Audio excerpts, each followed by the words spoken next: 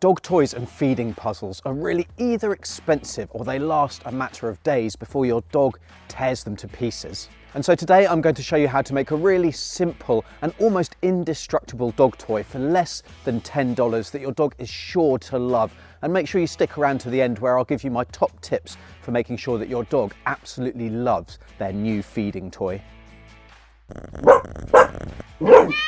Hi, I'm veterinarian Dr. Alex from ourpetshealth.com, where my aim is to help you understand and optimise your dog's health so that they can live the full and happy life that they deserve. And feeding is so important, not just what you feed, but how you feed. And this is where dog toys and food puzzles come in, because it will help provide mental stimulation for your dog, and it will also just help slow down how quickly they're eating their food, which will make them feel fuller when they eat less.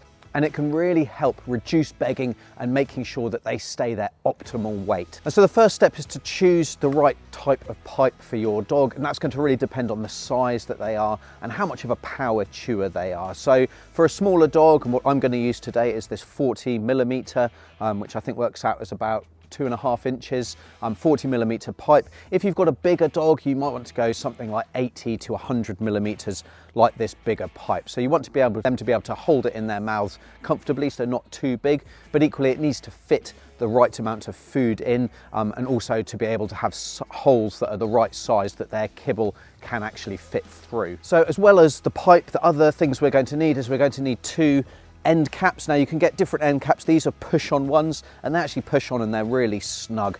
So that's absolutely fine for this job, but you can get ones that you can glue on or you can screw on, and they're going to be extra robust and extra durable if your dog, again, is a power chewer.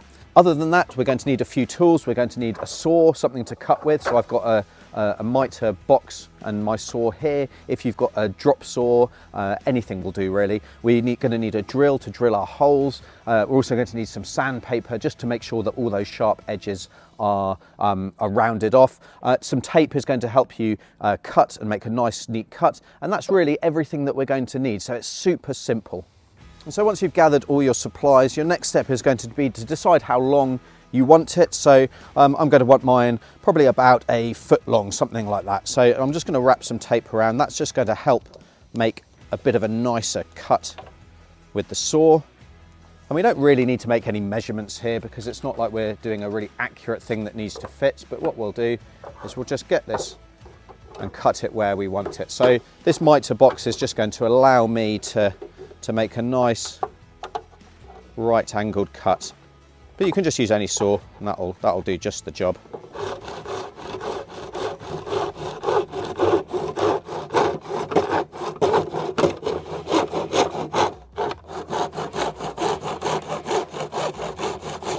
Okay, so we've got our length of pipe. Don't worry too much about the standard of the ends. We're going to sand those later. The next step is going to be to drill some holes. Now the important thing here is that the holes are big enough for the kibble to pass through, so that when the toy is moved, either rolled along the ground or your dog shaking it, that the kibble can fall out. Now we don't want to make the holes too big though, because otherwise it's just going to pour out and it's not going to be a challenge, and it's going to be over and empty very quickly. So depending on the size of your dog's food will depend on the size of the hole. So just measure the size and compare it to the drill bit that you're going to need. So once you've done that, we then just need to take our drill and we need to drill a few holes. Now you want the holes to be drilled along the length and also at various points around that. 6 to 8 holes is probably a good starting point. And you need to make sure that you switch your drill to drill rather than screw setting.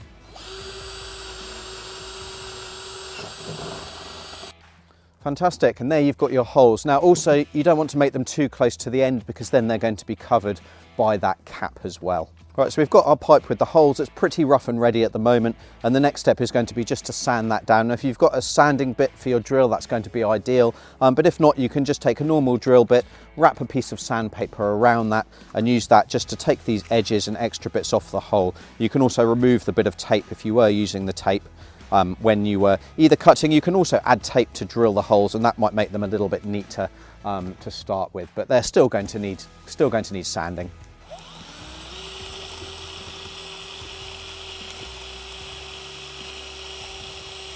Okay, then once we've got everything sanded, that might take a little bit of time depending on how clean your cuts are, but once everything's sanded, we just need to give it a really good rinse down in some nice warm salty water just to remove any plastic residues and also any little bits of plastic that might still be stuck to the piping. And so the final stage is to simply put the end caps on, fill it with food and give it to your dog. Now, as I said at the beginning, these are push-on ones. They provide plenty of friction and they're not going to go anywhere, but you can get other screw-on ones. Put the portion of biscuits that you want, put the other cap on, and you're ready to go. Now, a few top tips when you first introduce these to your dog. The first is to actually get them used to a similar toy. So you make something very similar just with an empty bottle. Make bigger holes as well. They could be fairly rough and ready that you can just cut out with a Stanley or a craft knife, and use high value treats. So using high value treats either with a bottle toy or when you first introduce this toy or any food toy, is just going to really motivate your dog to work out how they can access their food. So they're going to be really motivated to use their brain and work out the treat. And then finally, you can also just make sure that any kibble or treats that you use to start with are a little bit smaller than what you intend, because then they're going to come out of the holes much more easily and your dog is going to receive a faster reward. Now, if you want to learn more about food toys, treats that you can make at home and just generally feeding your dog, then make sure you check out my playlist linked on screen now. And until next time, I'm Dr. Alex. This is Our Pets Health, because they're family.